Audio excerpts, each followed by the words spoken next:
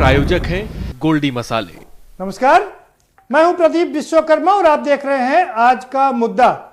और आज का हमारा मुद्दा है योगी का मिशन रोजगार।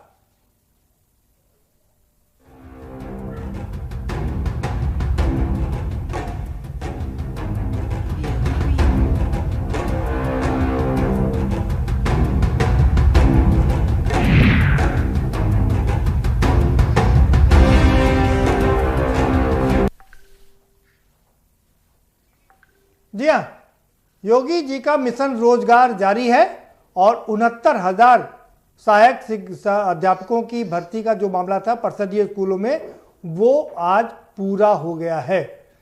पहले 31,000 लोगों को नौकरियां दी गई, क्योंकि कोर्ट के हिसाब से, सुप्रीम कोर्ट के हिसाब से 36,590 नियुक्तियों को रोक करके रखा गया था। लेकिन सुप्रीम कोर्ट की हरी झंडी मिलने के बाद काउंसलिंग हुई, सेकेंड काउंसलिंग हुई और अब इसके बाद ये नियुक्ति पत्र आज सबको मुख्यमंत्री ने बांट दिए, दूसरे मंत्रियों ने भी बांट दिए। तो कुल जो 69,000 भर्ती का मामला था वो उनको नियुक्तियां मिल चुकी हैं। हालांकि कुछ पेच इसमें अभी बाकी है, उसमें भी चर्चा करेंगे। लेकिन सबसे बड़ी बात यह है कि एक बहुत बड़ी भर्ती जो हमेशा लटकती थी, भटकती थी और कहीं रुकती थी, वो सफल हो गई है, कोर्ट से निकल चुकी है और सब जगह से निकल करके लोगों को नियुक्ति पत्र मिल गया है। तो सबसे पहले तो जो 36,590 युवाओं को जो रोजगार मिला है, उनको बहुत बहुत बधाई। वो बधाई के पात्र हैं कि उनका जीवन सफल हो गया। लेकिन इसके पहले भी जो 31,000 लोगों को नियुक्ति पत्र मिला था, उनको भी बधाई। कुल 69,000 लोगों में से ज्यादातर लोगों को रोजगार मिल चुका है, सभी को बहुत बधाई। लेकिन इसमें अभी कुछ पेच फंसे हैं जो मायूस है। मतलब अभी जो 8,000 सीटें इसमें बच रही हैं, उसमें तीसरी काउंसलिंग की बात नहीं आ रही। हालांकि सरकार तीसरी काउंसलिंग भी कर रही है, लेकिन जो के न्यूज ने मुद्दा उठाया था संशोधन का, उसको लेकर के अब तीसरी काउंसलिंग होगी और उसके बाद जो बहुत ही मानवीय त्रुटि है, छोटी बहुत त्रुटि है, उसको संशोधित करके उन्हें भी नियुक्ति पत्र दिया जाएगा। लेकिन सवाल यह कि जो बाकी बची 8,000 सीटें हैं, उनकी काउंसलिंग क्यों नहीं की जा रही, ये अपने आप में बड़ा सवाल है। ये भी चर्चा है और सवाल ये भी है कि आरक्षण वाले इसमें आरोप लगा रहे हैं कि उनका आरक्षण का सही से पालन नहीं किया गया। इन सब के बावजूद हम ये कह सकते हैं कि 69,000 भर्तियों का जो मामला था वो पूरा निकल चुका है और योगी जी ने नियुक्ति पत्र दे दिए। मिशन रोजगार जारी है, ये अपने आप में सबसे बड़ी खुशखबरी है। इसी पर चर्चा करेंगे। हमारे साथ में खास मेहमानों का पैनल जुड़ा हुआ है, हम उनसे आपका परिचय कराएंगे। लेकिन उससे पहले आपको एक रिपोर्ट दिखा देते हैं। यह रिपोर्ट देखिए और समझिए।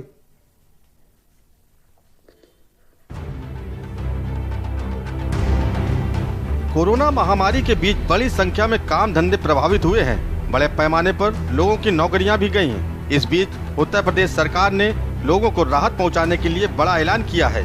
उत्तर प्रदेश में युवाओं को रोजगार उपलब्ध कराने के लिए उत्तर प्रदेश सरकार ने 5 दिसंबर से प्रदेश में मिशन रोजगार शुरू करने का ऐलान किया है। योगी सरकार के इस अभियान के तहत 50 लाख युवाओं को रोजगार देने का लक्ष्य निर्धारित किया गया है।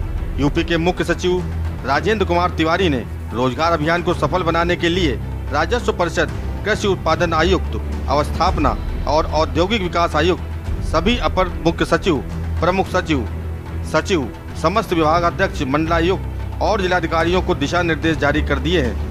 मुख्य सचिव के मुताबिक मिशन रोजगार के अंतर्गत प्रदेश सरकार के अलग अलग विभागों, संगठनों, स्वयंसेवी संस्थाओं, निगमों, पार्षदों, वार्डों और स्थानीय निकायों, विकास प्राधिकरण और औद्योगिक विकास प्राधिकरणों को शामिल किया जाएगा। प्रदेश में युवाओं के लिए रोजगार, स्वरोजगार के सृजन के साथ ही कौशल प्रशिक्षण और अप्रेंटिस, भूमि आवंटन, अलग अलग तरह के लाइसेंस और अप्रूवल के जरिए ज्यादा से ज्यादा रोजगार, स्वरोजगार के मौके पैदा करने के लिए सरकार ने मिशन की शुरुआत की है। अब देखना है इसका प्रदेश के लोगों को कितना लाभ मिलता है। स्पेशल डेस्क, के न्यूज इंडिया।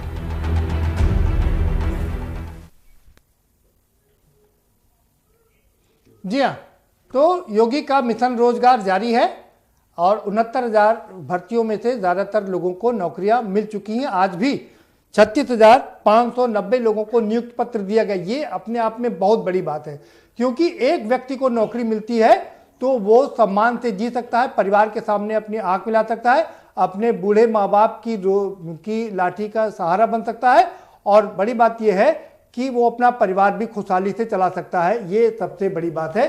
तो बधाई के पात्र है, सरकार बधाई के पात्र है कि कम से कम इस भर्ती को अच्छी तरीके से निकाल दिया। हमारे साथ खास मेहमानों का पैनल जुड़ा हुआ है, हम उनसे आपका परिचय करा देते हैं। केसी जैन साहब जुड़े हुए हैं, भारतीय जनता पार्टी के प्रवक्ता हैं। बहुत स्वागत है केसी जैन साहब आपका। और शशांक यादव भी हमारे साथ में जुड़ चुके हैं, समाजवादी पार्टी के विधायक हैं, आपका भी बहुत स्वागत है शशांक जी। सुधांशु वाजपेयी भी हमारे साथ में जुड़ चुके हैं, कांग्रेस के प्रवक्ता हैं, आपका भी बहुत स्वागत है सुधांशु जी। और साथ ही साथ में दो बहुत खास मेहमान हमारे साथ जुड़े हुए, राधिका गर्ग हमारे साथ में जुड़ चुकी हैं, जिनको आज नियुक्ति पत्र मिला है, चयनित है। बहुत बधाई राधिका गर्ग जी आपको भी, और स्वागत भी आपका। और राहुल मौर्य हमारे साथ में है, जो थोड़े से मायूस हैं क्योंकि उनका चयन नहीं हुआ है, आरक्षण का सही से पालन नहीं किया गया है, और थर्ड काउंसलिंग की जुहार लगा रहे हैं। आप सभी मेहमानों का बहुत स्वागत है। केसी जैन का रुख करते हैं। केसी जैन साहब, बहुत बधाई आपको। 69,000 भर्तियों का मामला कम से कम अच्छी तरीके से निकाल दिया है, थोड़ी बहुत दिक्कतों के साथ में। बहुत बधाई आपको, क्या कहेंगे? केसी जैन साहब माफ करिएगा, केसी जैन साहब माफ करिएगा, मैं आपको रोकना चाहूंगा। सबसे पहले मैं जरा राधिका जी के पास चलूंगा। राधिका गर्ग जी, आपको नियुक्ति पत्र मिल गया है, कितनी खुशी है आपको? मुख्यमंत्री जी का दिल से आभार व्यक्त करेंगे कि उन्होंने ये आज हमें सुनहरा अवसर दिया है, जिस कारण आज हम सब लोगों के चेहरे पे खुशी है। हम लोग की खुशी का कारण सिर्फ वही है, हम लोगों में ही कुछ साथी लोगों का दिक्कत रही, समस्या रही, जिस कारण ये भर्ती कोर्ट में लंबित रही। लेकिन आज इतने संघर्ष के बाद और मुख्यमंत्री जी का ढंढस बंधवाने के चक्कर में आज हम सभी लोग नियुक्ति पत्र पा गए हैं, इसलिए हम उनका दिल से आभार व्यक्त करते हैं।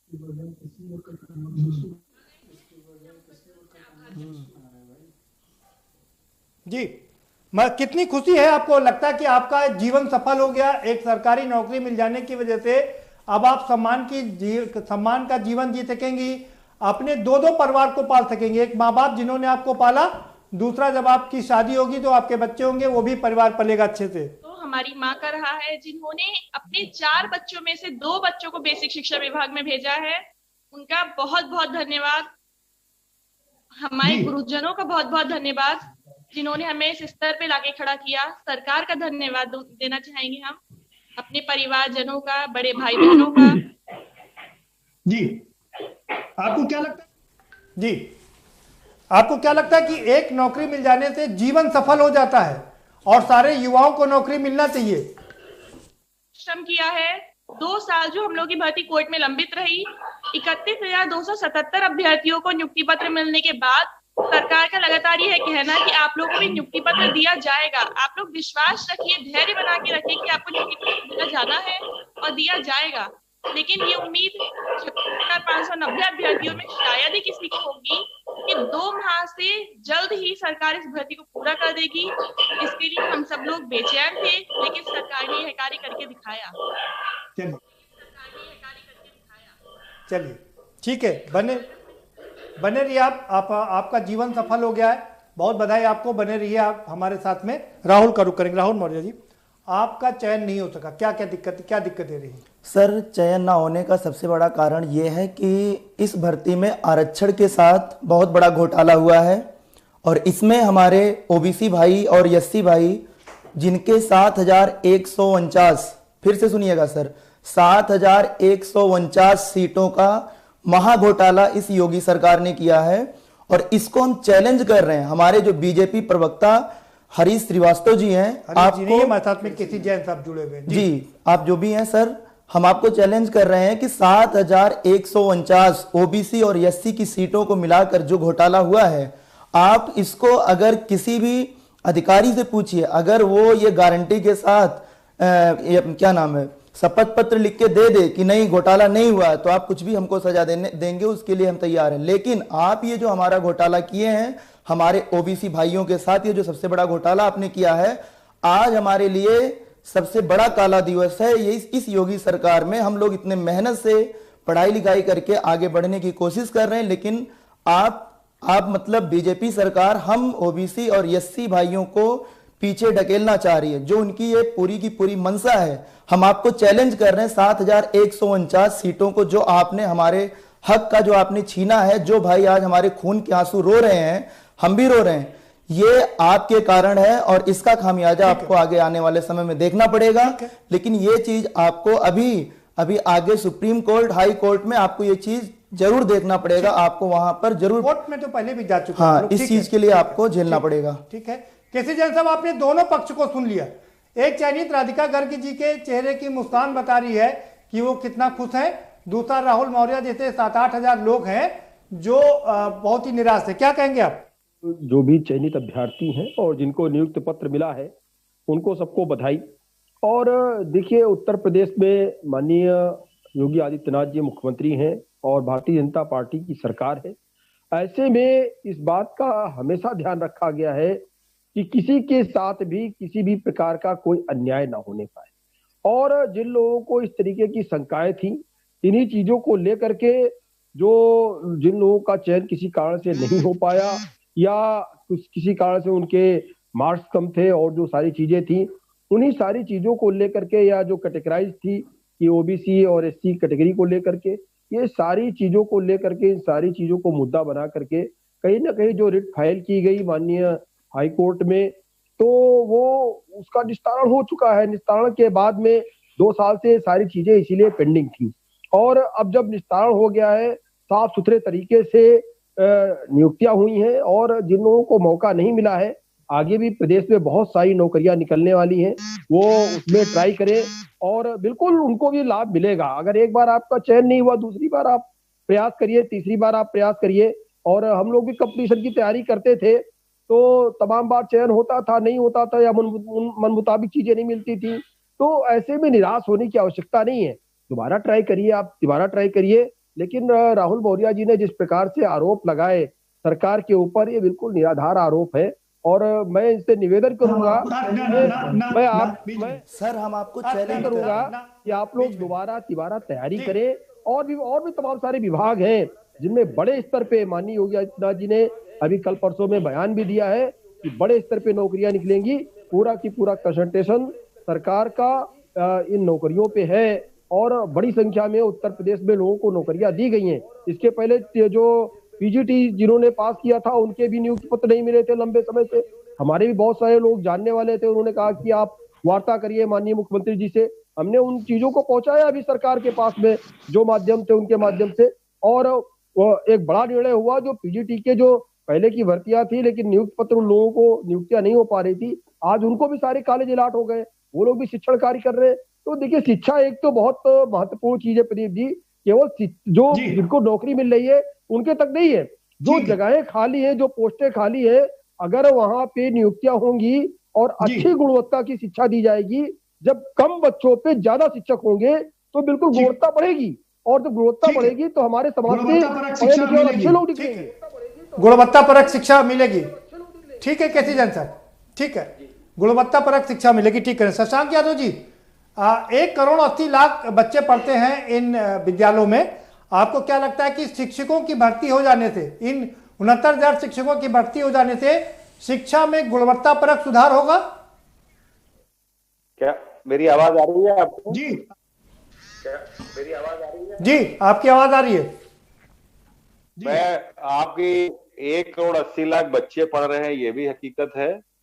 और इतनी ही बड़ी हकीकत ये है कि जो 68,500 हमारे नए शिक्षक रखे गए हैं, तो लगभग इतने ही इस साल रिटायर भी हो रहे हैं। और अभी भी करीब 2 से 2.25 लाख शिक्षकों की रिक्तियां अभी प्राइमरी सेक्शन में पड़ी हुई हैं, बेसिक शिक्षा में। और जो मैं यहाँ पर जो राहुल मौर्य जी जो बोल रहे हैं, जो जिनका आरक्षण को लेके जो बात आई है, ये प्रकरण जो केंद्र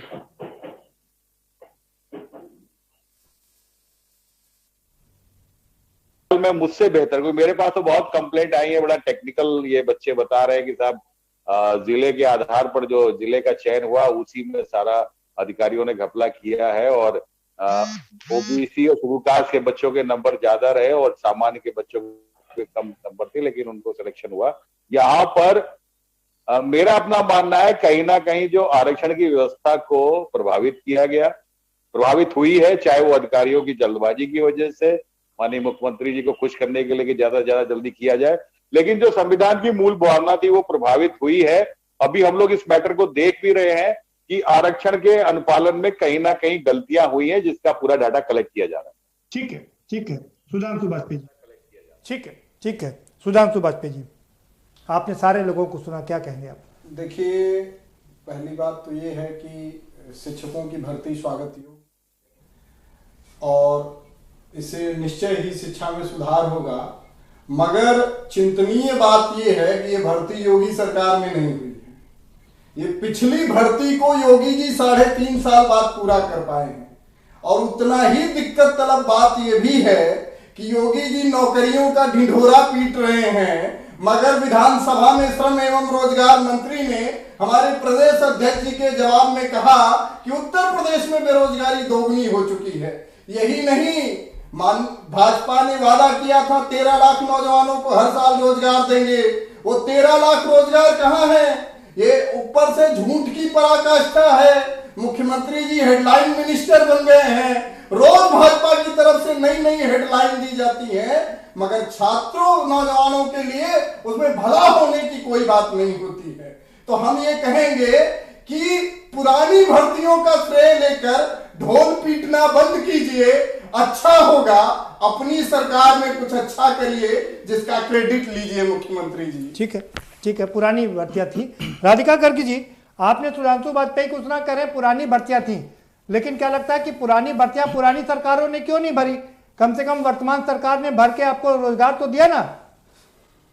आई हुई भर्ती है, इससे पिछली भर्ती जो आई थी वो 68,500 थी और वो भी इसी सरकार की ही देन थी। उससे पिछली भर्ती जो रही है 12,460 वो पिछली सरकार की देन है, लेकिन ये भर्ती इसी सरकार की देन है। और हमारे ही साथ के कुछ साथी लोग जिन्हें बातों में विवाद लगा वो कोर्ट की शरण में गए, लेकिन 2 साल बाद अंततः आज ये दिन आया है। और ये सुनहरा अवसर इसलिए और है क्योंकि आज ही के दिन 2 वर्ष पहले हम लोगों की इस भर्ती का जियो जारी हुआ था और आज 2 वर्ष बाद सरकार ने इस भर्ती को पूरा संपन्न कर दिया। चलिए जवाब ले लेते हैं। सुधांशु जी, आपने राधिका जी को सुना, वो खुद ही चयनित हैं और खुद ही लंबे समय से इसको सबको देख रहे करिए। तो इसी साल में सरकार में निकली थी भर्ती, हमें अभी 2 साल पहले 12,460 वाली भर्ती भी जान रहे हैं। और राधिका जी आप नहीं 69,000 वाली भर्ती की बात करी भाई, वो नहीं 69,000 भर्ती पुरानी है, नहीं नई भर्ती राधिका जी कह रही है। नहीं जी, ये राधिका जी से हम निवेदन करेंगे कि वो अपने तथ्यों को देखें। भाई राधिका जी हम कह रहे हैं कि आप अपने तथ्यों में सुधार कीजिए। भर्ती ये पुरानी भर्तियां थी और ये शिक्षा मित्रों के मसले के शशांक जी से कंफर्म करा देते हैं। शिक्षा मित्रों के मसले को लेकर फंसी हुई थी ये भी, और जब हाईकोर्ट का जजमेंट आया तब ये क्लियर हुआ। ठीक है शशांक जी, जी विभाग का डाटा देखिए, आपको खुद अनुमान हो जाएगा कि ये 68,500 और 69,000 दोनों भर्तियां ये इसी सरकार की। सुधांशु जी आपको अपना डाटा सही करना पड़ेगा भाई ना, इसी सरकार की भर्तियां थी, आपने सही नहीं। ठीक है, राहुल जी के पास चलते हैं। राहुल मौर्य जी, आपने सवाल उठाया कि आरक्षण का सही से अनुपालन नहीं किया गया और सीटें नहीं भरी गई। सवाल ये है, आप लोग तमाम बार कोर्ट गए जिसकी वजह से ये भर्तियां लंबे समय से अटकी रही, कोर्ट ने आपको राहत नहीं दी, क्या मैं गलत कह रहा हूं? सर अभी मामला कोर्ट में चल रहा है, इधर कोर्ट ने क्लियर कर दिया ना। नहीं सर, वो जो मुद्दा था क्लियरेंस के बाद ही भर्तियां की गई। सुप्रीम कोर्ट का जो मुद्दा था वहां पे कट ऑफ का मैटर था कि भर्ती 40-45 पे किया जाए या 60-65 पे किया जाए। आरक्षण का मुद्दा अलग है। जब लिस्ट सरकार ने जारी किया, अगर सरकार चोरी नहीं कर रही है हमारे आरक्षण के साथ, तो सरकार से बीजेपी प्रवक्ता जी से हमारा रिक्वेस्ट है और आपको चैलेंज भी और रिक्वेस्ट भी है कि आपने क्यों लिस्ट में कैटेगरी और कट ऑफ क्यों छिपाया? अगर आप चोरी नहीं किए हैं आरक्षण के साथ तो कैटेगरी और कट ऑफ क्यों छिपाया? 67,867 की जो लिस्ट आई है, हम सारे अभ्यर्थी लोग मिलके 2 महीने मेहनत करके कैटेगरी और कट ऑफ निकाला, इसलिए हम चैलेंज कर रहे हैं। अगर हमारी बात सही, अगर हमारी बात गलत निकली, 7,149 सीटों का घपला जो इन्होंने किया है, अगर ये गलत निकली तो चाहे जो सजा देंगे उसको हम भुगतने को तैयार हैं। लेकिन अगर ये आज हमसे गारंटी ले लें और ये कहे कि जो भर्ती हुई है इसमें इतनी घपला नहीं हुई, अगर ये खुल के कह दे, ये भी कह दे कि हम भी सजना, बताइए भाई, ये कह दे कि स्टाम्प पेपर पे लिख के दे दे, हम 1 लाख रुपए के स्टाम्प पेपर पे लिख के देने को तैयार हैं कि 7,149 7,149। तो सर इस तरीके से लोगों को गुमराह, नहीं सर ये इस तरीके से जो गुमराह कर रहे हैं। अगर आपकी बात सच थी तो सुप्रीम कोर्ट को सुनना चाहिए सर। सुप्रीम कोर्ट में सुनवाई चल रही है, वहां पे एक डेट अभी सुना गया, अगले 8 को डेट लगा हुआ है, लेकिन मामला यहाँ पे आनन फानन में ज्वाइनिंग लेटर दे दिया गया। हमारे साथ जो अन्याय हुआ इसकी भरपाई कौन करेगा? हम पिछड़े लोगों के साथ इस बीजेपी सरकार को लाने में सबसे बड़ा हाथ, और हमारे साथ ही दगा किया गया। ये माफ नहीं किया जाएगा इसके लिए। ठीक है, तो हाँ केसी जैन साहब आप अपनी बात रख सकते हैं। इस प्रकार से हमारे साथी मौर्य जी आरोप लगा रहे हैं, तो निराधार आरोप है और कहीं ना कहीं ये विपक्ष से प्रभावित हैं। और अगर ये कंपटीटर रहे हैं और इन्होंने परीक्षाएं पास की है तो केसी जैन साहब मैं आपसे एक अनुरोध करना चाहता हूं। एक मिनट केसी जैन साहब, दिक्कत यह है कि जब कोई भी कुछ बोलता अपनी आवाज उठाता है उसको आप लोग ब्रांडेड कर देते हैं। किसान आवाज उठाएगा तो उसको आप लोग खालिस्तानी बता देंगे। दलित नहीं, सवाल सुन लीजिए, ये दर्द है लोगों का, ये दर्द है लोगों का जो मैं बयां कर रहा हूं आपको। किसान सवाल सुन लीजिए, किसान आवाज उठाएगा तो उसको वो खालिस्तानी, और दलित आवाज उठाएगा तो वो नक्सलवादी, और आखिरी और मुसलमान सवाल उठाए तो वो आतंकवादी। मतलब ये क्या है? मैं और अगर हिंदू कोई दूसरा आवाज उठा दे तो वो राष्ट्र विरोधी, मतलब राष्ट्र प्रेमी आप ही लोग हैं खाली। तो जो चीजें आपने रखी उस पर हम लोग चर्चा नहीं कर रहे हैं, उस पर कई बार आपके चैनलों पे भी चर्चाएं हुई हैं। और आज जो विषय में प्रदीप जी ये बात क्यों कह पड़ी, उसका कारण ये है कि ये जिस प्रकार से बार बार आरोप लगा रहे हैं मौर्य जी और चैलेंज कर रहे हैं, आपको चैलेंज करना है आप न्यायालय में चैलेंज करिए। इसका मतलब हाँ, ठीक बात, वो तो मैंने उनसे कहा कि आपको चैलेंज करना तो न्यायालय में चैलेंज कीजिए। बिल्कुल ठीक कर रहे हैं आप। और ये नियुक्तियां हुई हैं, नियुक्तियां 2 साल तक इसलिए लटकी रही न्यायालय में। नहीं, सर चैलेंज हो चुका है, सुप्रीम कोर्ट और हाई कोर्ट दोनों जगह चैलेंज है। चैलेंज करें ना, आप कोर्ट में करिए। ठीक है, आपके बताएंगे जी। 2 साल तक भर्तियां लटकने के बाद आज लोगों के चेहरे पे खुशी आई है, और जो इसके वास्तविक पात्र है उनको नौकरी मिली है और उनको नियुक्ति पत्र मिला है। उसके बाद 7,149 लोगों को खून के आंसू रुला करके। राहुल जी रुकिए, मौर्य जी ने जो बात कही कि इनके पास अभी सुप्रीम कोर्ट का रास्ता खुला हुआ है, आप जाइए सुप्रीम कोर्ट और जो निर्णय होगा। 8 तारीख को इनका केस लगा हुआ है। नहीं, 8 तारीख को इनका केस लगा हुआ है वहां पर, अगर मैं गलत ना हूं तो। भारतीय जनता पार्टी के प्रवक्ता को चैलेंज करना या आपको चैलेंज करना ये इन चीजों से कोई मतलब नहीं है। दूसरी बात ये है कि अभी हमारे कांग्रेस के आपकी बात हो गई, आप बधाई के पात्र हैं, आपने बड़ी आपकी बात हो गई, आप बधाई के पात्र कर दिया बड़ी, लेकिन अगर थोड़ा साफ सुथरा हो जाता, लेकिन अगर थोड़ा साफ सुथरा हो जाता तो ये मामला और अच्छा हो जाता, सोने पे सुहागा हो जाता। सर कैटेगरी और कटऑफ। राहुल जी आप बहुत बीच में बोल रहे हैं भाई, अपने समय पर बोलिएगा। केसी जैन साहब सवाल ये है जी, कह रहे हैं उस बात का इंटरप्रिटेशन गलत निकाला जा रहा है। सुप्रीम कोर्ट ने नियुक्तियों की राह खोली कि आप नियुक्तियां करिए, लेकिन नियुक्तियों में आरक्षण किस रूप में होगा ये प्रदेश सरकार की जिम्मेदारी थी। आरक्षण कोई मनरेगा नहीं है कि आप रोजगार दे रहे हो। आरक्षण एक रिप्रेजेंटेशन है कि वो ओबीसी और शेड्यूल कास्ट। जी शशांक जी आपकी बात बिल्कुल ठीक है, लेकिन आप कम से कम सरकार की तारीफ इस मामले में तो करेंगे कि 69,000 भर्तियों में से आप मान लीजिए 7-8 हजार में दिक्कत हो गई, मैं मान लेता हूं, लेकिन बाकी तो 60,000 लोगों को नौकरी मिल गई ना सर। कौन मना कर रहा है? इंटरप्रिटेशन हमारे युवाओं सरकार का गलत नहीं है, इंटरप्रिटेशन हमारा गलत नहीं, इंटरप्रिटेशन इनका गलत है, आपका गलत है इंटरप्रिटेशन। सीधे सुनिए, आरक्षण व्यवस्था में भी अगर उसमें भी कहीं अवहेलना होती है उसके लिए भी न्यायालय ही है। अगर आपको लगता है बिल्कुल सही आरक्षण का पालन नहीं हुआ है तो उसके लिए आप न्यायालय जाएंगे ना, आप आरोप लगा देंगे नहीं, आरोप नहीं है, नहीं नहीं नहीं, अभी अरे सुन, नहीं बिल्कुल नहीं, बिल्कुल नहीं। सुनिए शशांक जी, सुधांशु जी, आपका काम ये है कि नियुक्तियों को किसी भी प्रकार से रोकना और फिर सरकार पे आरोप लगाना कि सरकार नियुक्तियां तो निकालती है लेकिन वो कर नहीं पाती है। नियुक्ति निकालती तो है लेकिन कर नहीं पाते हैं। आप केवल और केवल आपके पास कोई आधार नहीं है। जैन साहब मुझे कुछ सवाल आपसे लेने। शशांक जी रुकिए भाई। नियुक्तों को रोकना। शशांक जी रुकिए। शशांक जी मुझे एक सवाल, जैन साहब से कुछ सवाल लेने हैं, रुकिए। जैन साहब मैं आपके पास आ रहा हूं। कैसी जैन साहब, यही आपका काम है। समय नहीं जाया करेंगे। कैसी जैन साहब सुनिए, राजनीति में समय नहीं जाया करेंगे हम लोग, कंक्रीट बात कर लेते हैं। कैसी जैन साहब सवाल सुनिए। सवाल ये है, आप बधाई के पात्र हैं और इसीलिए मैं ये प्रोग्राम कर रहा हूं कि इतने हजार लोगों को नौकरी मिल जाना कोई आसान काम नहीं है आज के समय में, वो भी कोरोना काल में। बहुत बधाई, आपको बधाई, सरकार को बधाई, संगठन को बधाई, भारतीय जनता पार्टी को बधाई। हमारा मानना यह है कि अगर थोड़ी सी और सतर्कता बढ़ती जाती, थोड़ी सी और ट्रांसपेरेंसी करते तो ये दिक्कत ना होती। आज ये 8-10 हजार जो लोग हैं वो मायूस ना होते। सवाल नंबर 1 मैं आपका सवाल पूछ रहा हूं।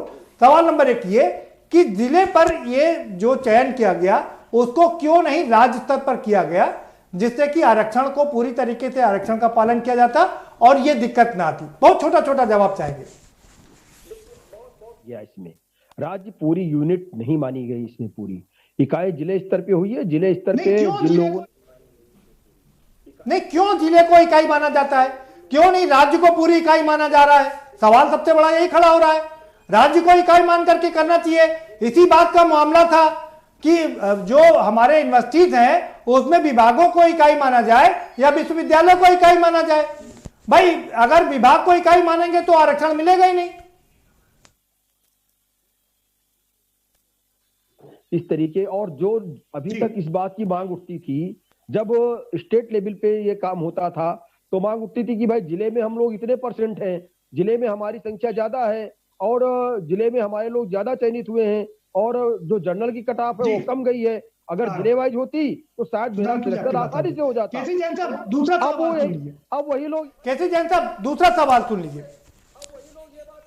ठीक है, नंबर 2 ठीक है कैसे जैन साहब सवाल नंबर 2। सवाल नंबर दूसरा ये है कि आप आज के समय में इतने 21वीं शताब्दी में आज भी जो एसटी के बच्चे हैं वो क्वालिफाई नहीं कर पा रहे। इससे बड़ा अनफॉर्चुनेट क्या होगा कि 1133 यानी कि 1133 बच्चे क्वालिफाई ही नहीं कर पाए एसटी के। कैसी शिक्षा व्यवस्था है ये, और कब होगी उनकी नियुक्ति? व्यवस्था को लेकर सवाल उठ रहा है। मैं उस पर बड़ा जवाब दे रहा हूं आपको, सारी चीजें उसमें क्लियर हो जाएंगी। अगर आरक्षण व्यवस्था में 100 सीटों में से अगर 20 सीटें ऐसी हैं जो एससी को मिलनी चाहिए, लेकिन वो अभ्यर्थी जो उसका मानक है उसको पूरा नहीं कर पा रहे हैं बाय द वे, तो ऐसी स्थिति में उन 80 सीटों पे भर्तियां होंगी और 22-20 सीटें जो एससी के लिए आरक्षित है वो खाली पड़ी रहेंगी। जब वो चयनित अभ्यर्थी चयन होकर के आएगा तो खाली पड़ी रहेंगी। नहीं कैसे भाई, क्यों? कैसे जैन साहब मैं आपसे ये, क्या हम सबके लिए शर्मनाक नहीं है हमारी ऐसी व्यवस्था, हमारी ऐसी शिक्षा व्यवस्था कि आज 21वीं शताब्दी में एसटी के बच्चे क्वालिफाई नहीं कर पा रहे हैं या सरकार को क्वालिफाइड लड़के नहीं मिल पा रहे एसटी के? और जो उसमें आरक्षण की व्यवस्था है, आरक्षण की व्यवस्था इसीलिए है कि जिन लोगों को पहले समान संसाधन नहीं मिल पाए उनको अतिरिक्त व्यवस्थाएं दी जाए। अरे वो जैन साहब वो पता है। सवाल मेरा आपसे ये, क्या ये शर्मनाक है कि नहीं है? की व्यवस्थाएं हैं और जो क्वालिफाइड की आपने बात कही भाई जैन साहब, वो हमने भी थोड़ा बहुत संविधान पढ़ा है, वहां तक ठीक है, लेकिन क्या आप इसमें खामी मानते हैं कि नहीं कि आज भी 1133 बच्चे क्वालिफाई नहीं कर पाए, उनकी सीट नहीं भर पाई, ये शर्मिंदा करने की बात है कि नहीं है? सहमत हूं इस बात को लेकर के, लेकिन कम से कम क्वालिफाइड नंबर हो। बिल्कुल ठीक करें आप, बिल्कुल ठीक है, बहुत शुक्रिया। बने रहिए सर हमारे साथ में। वक्त एक ब्रेक का, जैन साहब एक ब्रेक लेना पड़ेगा, मजबूरी है। ब्रेक के बाद आऊंगा तो कुछ और सवाल है जो आपसे करूंगा। थर्ड काउंसलिंग के बाद भी है, 7,000 8,000 सीट खाली है, लेकिन थर्ड काउंसलिंग क्यों नहीं की जा रही है, उसके लिए क्यों नहीं कहा जा रहा है, यह भी एक अपने आप में बड़ा सवाल है। इस पर चर्चा जारी रखेंगे, लेकिन एक छोटे से ब्रेक के बाद।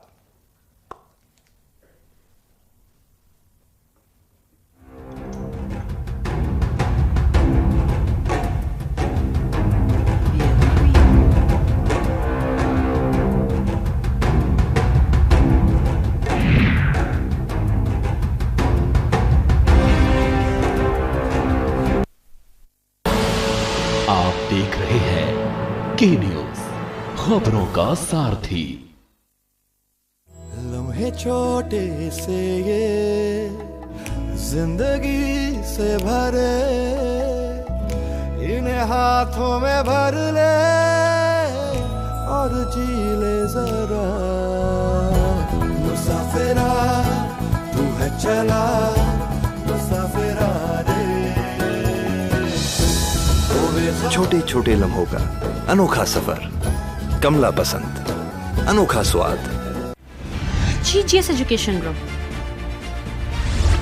launches 20% discount on academic fee of courses MBA, BBA, BCA, BFSI and GM, D Pharma, B Pharma. Offers best infrastructure, best transport facility, best academic service and best placement service. Register today to avail 20% discount. Call 9971 496 497 or visit the campus Kanpur Lucknow Highway near Unnao. GGS Education Group. मस्त है, बड़े मस्त है, test में भी लज्जत है। बावर्ची की सोया बड़ी, बावर्ची न्यूट्री सोया बड़ी और टेस्ट में बड़े मस्त है। आप देख रहे हैं के न्यूज, खबरों का सारथी।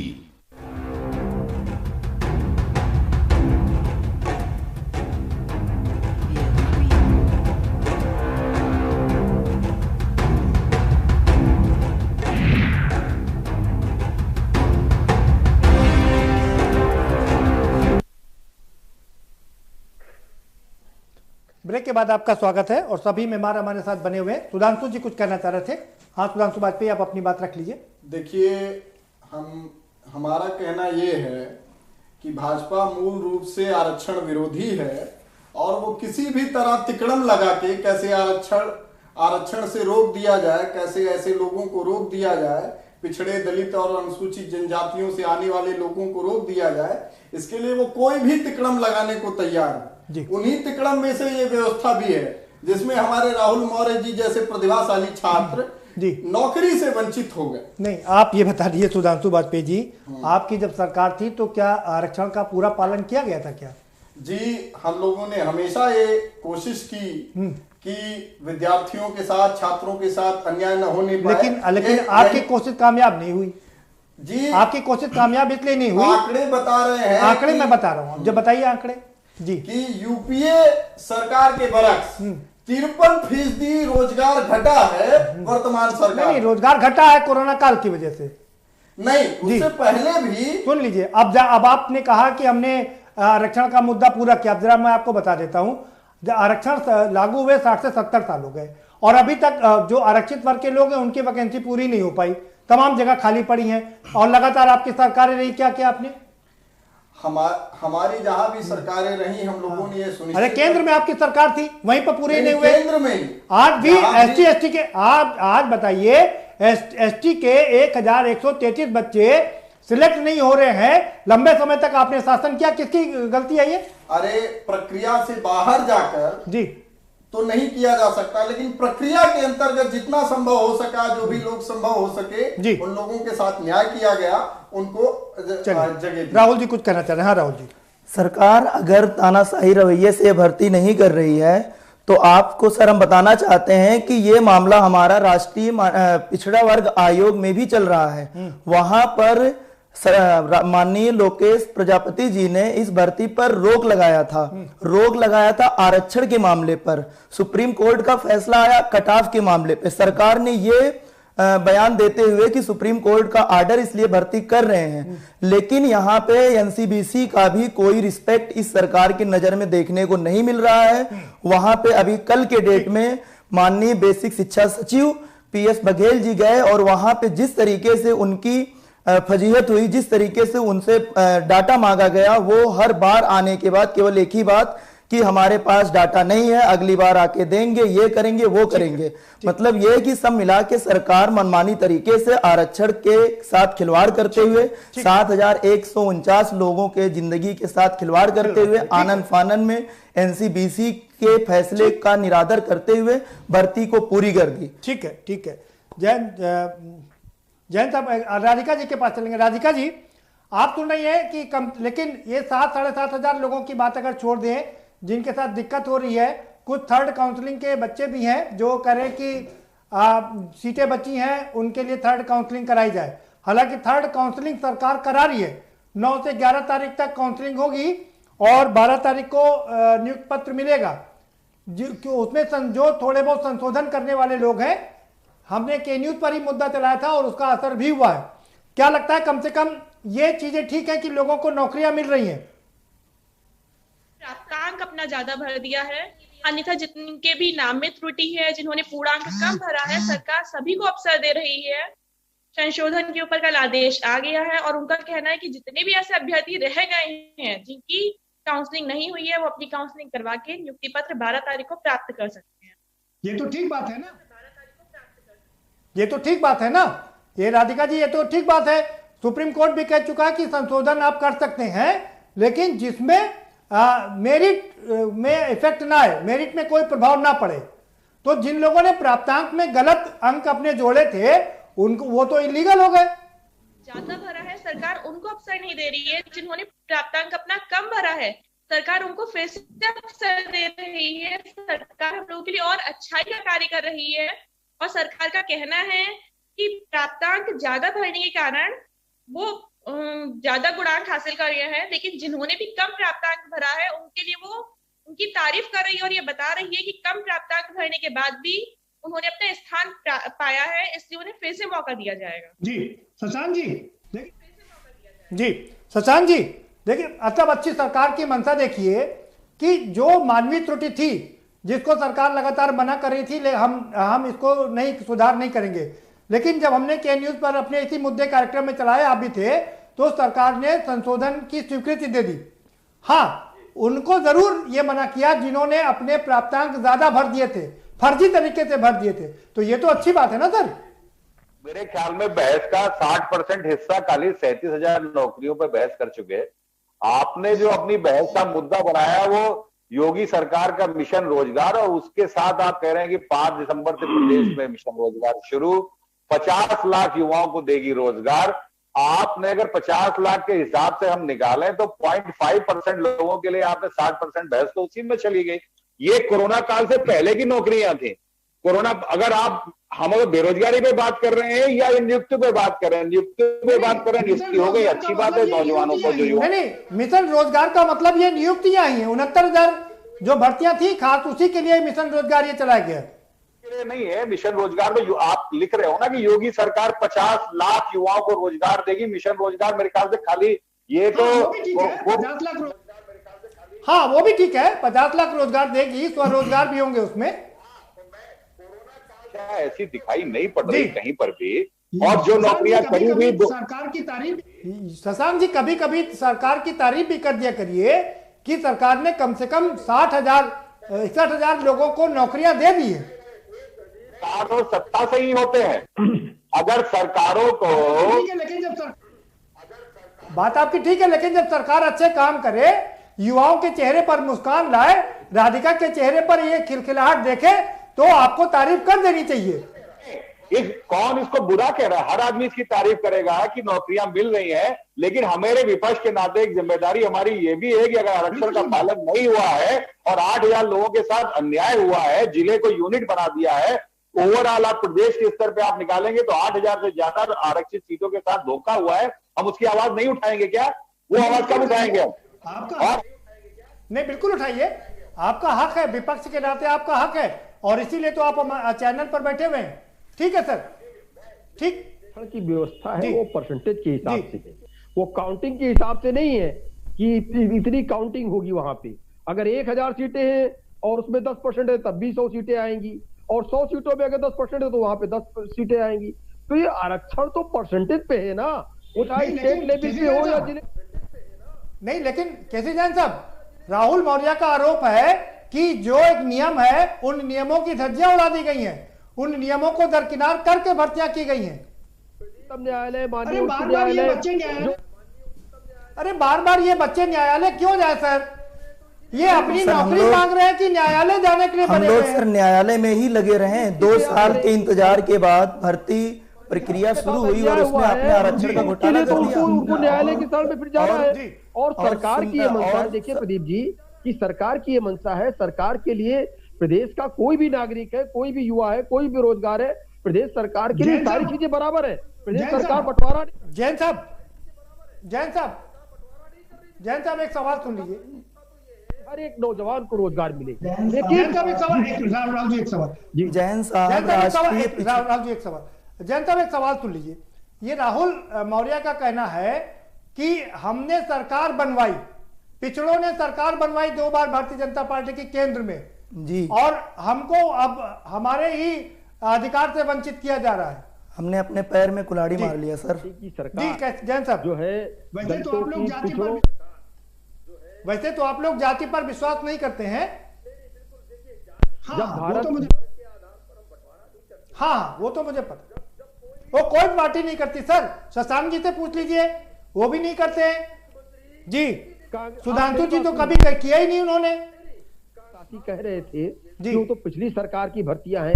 अरे पिछली सरकार में आप साथ में चुनाव लड़े, सरकार के बाद में रुकिए भाई। अरे जैन जी रुकिए भाई, मुझे एक बहुत महत्वपूर्ण बात पर चर्चा करनी है। सुधांशु जी मैं आपके बताऊंगा, माफ करिएगा। जैन साहब रुकिए भाई, थर्ड आ रहा हूँ, उसी पर आ रहा हूँ जी सर, मैं उसी पर आ रहा हूँ। सुनिए कैसी जैन साहब, एक बहुत महत्वपूर्ण मुद्दा वो भी सुन लीजिए। आ रहा हूँ सर, सुन लीजिए। ठीक है जैन साहब, बात हो गई आपकी। एक मुद्दा और है बहुत महत्वपूर्ण। राधिका जी के पास जाएंगे। राधिका जी, आप चूंकि चयनित हैं, क्वालिफाइड हैं, इसलिए आपको माना जाता है कि आपने अच्छा एग्जाम दिया, क्वालिफाइड है, आप सर्टिफिकेट आपको मिल गया। आपको क्या लगता है कि जो सीटें बची हैं, जिन लोगों ने बेकार में फॉर्म भर दिया था, उनको नौकरी की दरकार नहीं थी, लेकिन जबरदस्ती फॉर्म भर दिया, नौकरियां मिल गई, अब ज्वाइन नहीं कर रहे, ऐसे कम से कम 8000 लोग हैं, तो 8000 वैकेंसी खाली जा रही है। आपको क्या लगता है कि एक और काउंसलिंग होनी चाहिए और इस भर्ती को भी भरना चाहिए? ठीक है, ये बयान रहा है कि जब तक इसकी एक सीट नहीं भरी जाएगी, आरक्षण को लेते हुए जो उन्होंने 1133 एसटी की सीटों को निकाला है, उनको अलग रखने के अलावा जब तक पूरी सीटें नहीं भरी जाएंगी तब तक वो काउंसलिंग करवाएंगे, चाहे वो तीसरी काउंसलिंग हो, चौथी काउंसलिंग हो या 5वीं काउंसलिंग हो। राधिका गर्ग जी, हमारी अभी दोबारा उनसे बात हुई तो उन्होंने कहा कि हम इस भर्ती को अगली भर्ती में जोड़ेंगे, जो खाली सीटें बची हैं उनको अगले भर्ती में जोड़ेंगे। आपको क्या लगता है कि ये जब ये 69,000 की भर्तियां हैं, इनको यहीं पर खत्म कर देना चाहिए, यहीं भरना चाहिए? जी, जो बयान देंगे वही माना जाएगा, लेकिन उन्होंने अपने पहले के बयान में बात कही है और वो उस पर काम भी करेंगे। उनका कहना फिर से ये रहा है कि हाँ, जब तक होगा तब तक हम सीटें भरेंगे। और सर ये बहुत प्रशंसनीय बात रही है। नहीं, आपकी बात बिल्कुल नहीं, आपकी बात बिल्कुल ठीक है। लेकिन आपको, आपकी राय क्या है कि इसमें काउंसलिंग होनी चाहिए और जो बच्चे बचे हैं, जो 8000 सीटें बच रही हैं, उसमें नियुक्तियां होनी चाहिए इसी भर्ती में? जी एक मिनट, हाँ राहुल जी कुछ कहना चाह रहे हैं। हाँ राहुल जी सर, एक मिनट, हाँ राहुल जी कुछ कहना चाह रहे हैं। हाँ राहुल जी। हाँ सर, ये जो सीटें बच रही हैं इस पे तो सरकार को करना ही चाहिए, क्योंकि 69,000 के बाद अभी भी लगभग 60,000 से ज्यादा योग्य शिक्षक पड़े हुए हैं जो भर्ती के बाहर हैं। अब सरकार के पास जो 10,000 से ज्यादा सीटें बच रही हैं उस पे तृतीय काउंसलिंग तो कराना ही चाहिए और उम्मीद ही कराएंगे भी। और इसमें हम सरकार से एक विनम्र अनुरोध करते हैं कि इसमें आरक्षण के साथ कोई घोटाला मत करिएगा, क्योंकि आपसे बहुत उम्मीदें हैं थी, लेकिन अब तो खत्म हो चुकी है, लेकिन फिर भी थोड़ी बहुत जो उम्मीदें हैं आप प्लीज उस पे ये काम जरूर करिएगा। हमारे साथ ये तृतीय काउंसलिंग करा के हमारे भाइयों के साथ और हमारे साथ एक न्याय जरूर करने की कोशिश करिएगा। ठीक है जैन साहब, सवाल यही है कि जो 10,000 वैकेंसी भी खाली पड़ी हैं, पद खाली हैं, उनको एक मांग है छात्रों की कि इसी भर्ती में भर दिया जाए, क्योंकि 60,000 लोग क्वालिफाइड बचे हुए हैं जो 0.3% से पीछे रह गए हैं। वो 10,000 बच्चे कम से कम इसमें नौकरी पा लेंगे। तो क्या आप सरकार से ये बात करेंगे कि वो इसी भर्ती में उन 10,000 लोगों को नौकरी और दे? और जो चीजें सही होंगी उस आधार पे निर्णय लिया जाएगा कि इन नौकरियों को आगे निकलने वाली जो वैकेंसीज हैं उनके साथ जोड़ करके इनका विज्ञापन निकाला जाता है, या फिर इनकी काउंसलिंग जो बचे हुए जो अभ्यर्थी हैं जिनका एक जो चीज आपने कही 0.1%, 2%, 3% से जिनके मार्क्स कम है, या उनको चयनित किया जाए। लेकिन जो चीज आपने कही और जो चीज राधिका जी ने, भाई 0.3% से मेरे पास जो लिस्ट है, जो मेरे पास लोग भेज रहे हैं 0.3% से बाहर हैं, वो चयनित हो जाएंगे। आज तो बहुत सारे लोग डिप्रेशन में हैं।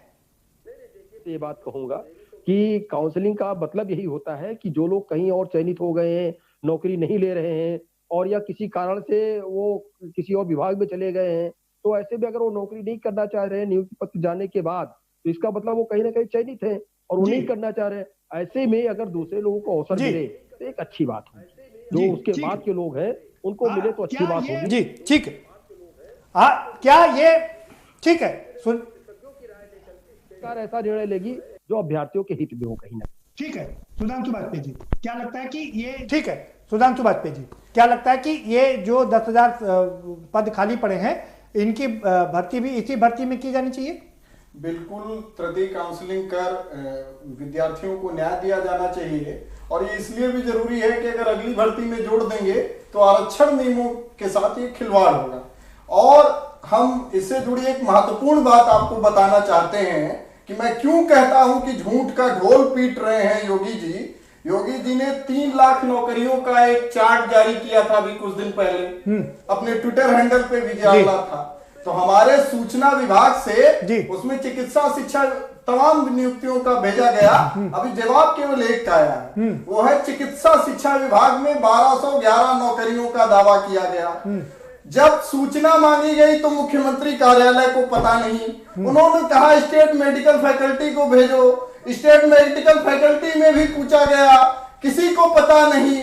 वित्त विभाग में भी कुछ भर्तियां थी, उसके 12 से ज्यादा विभाग हैं उसी आरटीआई से मुझे पता चला, और उनमें भी कहीं भी उन नौकरियों का जिक्र नहीं है। तो आधे से ज्यादा झूठ परोस रहे हैं और ये केवल हेडलाइन बनाने का खेल है। 50 लाख एक सवाल लेते हैं। केसी जैन साहब कह रहे हैं कि केसी जैन साहब सुन लीजिए, वो कह रहे हैं 3.5 लाख भर्ती का आपने ऐलान किया है राजकीय पदों पर, लेकिन उसका कोई सही डाटा नहीं है। जी चलिए हम वापस अपने मुद्दे पर आते हैं। सर रुकिए, शशांक जी, आपको क्या आवाज मिल रही है? अगर आवाज मिल रही हो, आपको लगता है कि जो 10,000 पद ये खाली पड़े हैं, बच रहे हैं, उनको इसी भर्ती में भरा जाना चाहिए? क्योंकि जैसे राधिका जी के चेहरे पर मुस्कान है, ऐसे 10,000 और शिक्षकों बच्चों के चेहरे पर मुस्कान आनी चाहिए। देने की है और विज्ञापन छापने की नहीं है, तो इन 10,000 पदों को भरने की वो पूरी प्रक्रिया और कोशिश करेगी। वरना इसको कि विशेषज्ञों की राय पर और टेक्निकल मैटर्स पे डाल देगी। सरकार अगर चाहेगी तो रास्ता निकाल लेगी, और सरकार नहीं चाहेगी कि रोजगार देना है तो नहीं निकालेगी। ठीक है केसी जैन साहब, आपको आवाज मिल ठीक है केसी जैन साहब, आपको आवाज मिल रही हो? जी राधिका जी, रोजगार के अवसर देने हैं, लेकिन हम लोगों में से ही कुछ अभ्यर्थी ऐसे जो बार बार उस प्रक्रिया को रोक रहे हैं। और सरकार यदि चाहेगी तो वो 10,000 पदों को जोड़ के लोगों को नौकरी देगी। नहीं राधिका जी, सवाल 2 हैं। एक, इसी भर्ती में मिलना चाहिए क्योंकि ऑलरेडी 60,000 लोग क्वालिफाई कर चुके हैं जो 0.03% से बाहर हो गए, 0.01% से बाहर हो गए, या इनको छोड़ के अब आगे बढ़ना चाहिए और आगे जो वैकेंसी निकले उसमें इसको मर्ज करना चाहिए? फेवर में रहना चाहिए, क्योंकि जो उन्होंने 69,000 की सूची दी थी उसमें उन्होंने 69,000 कैंडिडेट्स को ही लिया है। 67,867 जो अभ्यर्थी उसमें आ रहे हैं उन्हीं को लिया है। वो बात अलग है कि जो अभ्यर्थी कहीं और स्थान पा चुके हैं 1.5 लाख उन्होंने लोगों ने अप्लाई किया था ना क्वालिफाई। अरे 1.5 लाख लोगों ने अप्लाई किया था ना, क्वालिफाई तो करीब 1.5 लाख लोगों ने किया। राधिका जी, आरक्षण के नियमों का पालन करते हुए उन्होंने 67,867 की सूची को जारी किया है। ठीक है केसी जैन साहब, ठीक है केसी जैन साहब, सवाल आपसे भी वही है कि ये थर्ड काउंसलिंग तो करवा रहे संशोधन के लिए, चौथी काउंसलिंग भी होनी चाहिए। जो 10,000 खाली पद बच रहे हैं उनको भी इसी में भर्ती करना चाहिए, या जैसे शशांक यादव जी आरोप लगा रहे हैं कि अगली भर्ती में आप विज्ञापन निकालेंगे। और समाजवादी पार्टी है, इन्होंने अपनी सरकारों के रहते हुए तो जनता की भलाई के लिए, युवाओं के लिए कुछ किया नहीं।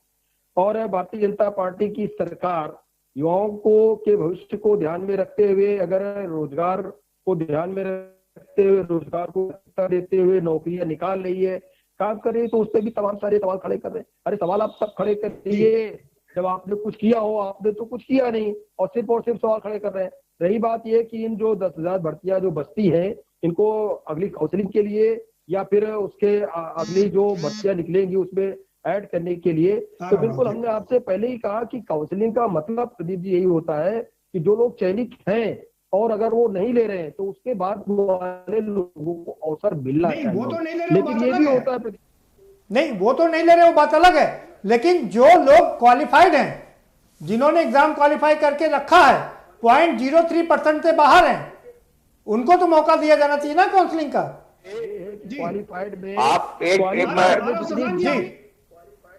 आ रहा हूं शशांक जी, आप ही के बता रहा हूं फाइनल कमेंट के लिए जी। क्वालिफाइड के लिए हमेशा जितनी वैकेंसियां होती है उससे लगभग 2 गुना लोगों को उसमें रखा जाता है। आप देखिए IAS के एग्जाम जो होते हैं उसमें जितने लोगों को चयनित किया जाता है इंटरव्यू के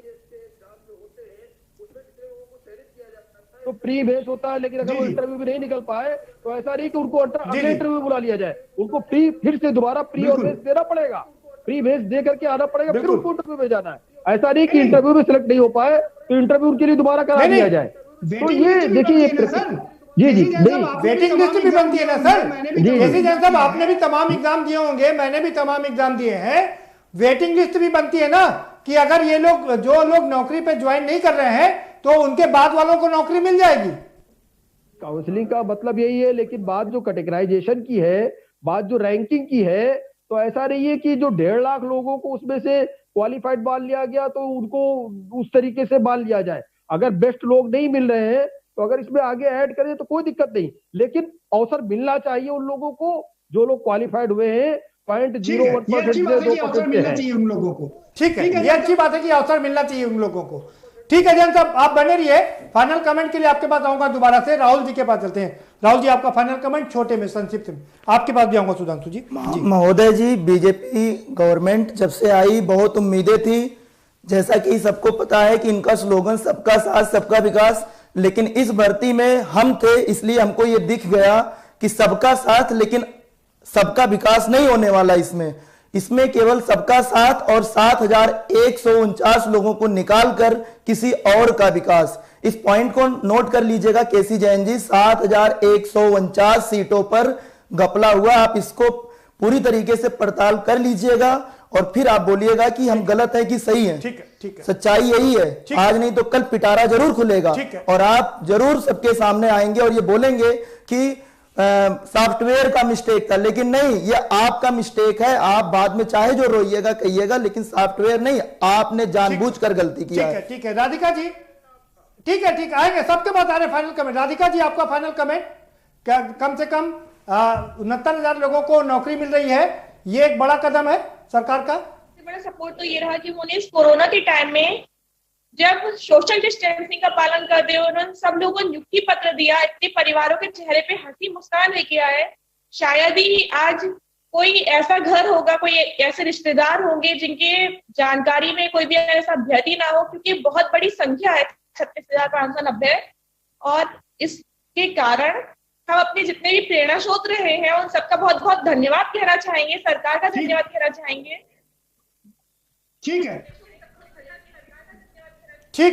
राधिका जी, समय कम है। शशांक जी, आपका फाइनल कमेंट। शशांक जी, शशांक जी तक आवाज नहीं पहुंच। शशांक जी आपका फाइनल कमेंट। आवाज डिस्टर्ब कर रही है। मेरा फाइनल कमेंट ये है कि कट ऑफ अगर विज्ञापन में छपने के बाद बदल सकती है सरकार, तो इन लोगों को 10,000। ठीक है, आपकी बात आ गई। ठीक है, आपकी बात आ गई कि 10,000 लोगों को भी नौकरी। सुधांशु जी क्या कहेंगे आप? भाजपा सरकार अपने मूल चरित्र में दलित पिछड़ा विरोधी है और हम उसे अब फिर भी अपेक्षा करते हैं कि अगली काउंसलिंग करवाकर वह छात्रों के साथ न्याय करे, एक तिकड़म लगाकर आरक्षण नियमों के साथ खिलवाड़ बंद करे। केसी जैन साहब आपका फाइनल कमेंट। लोगों को इसमें नौकरियां नहीं मिली, जो ये नौकरियां निकाली गई और जिसमें नियुक्ति पत्र मिले हैं, तो इस तरीके के आरोप लगा करके जो लोग अभी तक नौकरियों को लटकाते रहे हैं और सरकार पे ये भी आरोप लगाते रहे हैं कि भारतीय जनता पार्टी सरकार में जो नौकरियां निकलती हैं वो हाई कोर्ट सुप्रीम कोर्ट में टहला करती हैं, तो इस तरीके के अलग-अलग आरोप जो लोग लगा रहे हैं वही लोग फिर चाहते हैं कि किसी तरीके से नियुक्ति प्रक्रिया लटके और हमें आरोप लगाने का अवसर मिले। लेकिन जिन लोगों को अवसर नहीं मिला है वो लोग दोबारा प्रयास करें और मेरी शुभकामनाएं उनके साथ है कि उन लोगों को भी सरकार में आने का और सेवा करने का अवसर मिले। ठीक है, बहुत शुक्रिया आप सभी मेहमानों का, बहुत शुक्रिया इस चर्चा में शामिल होने के लिए।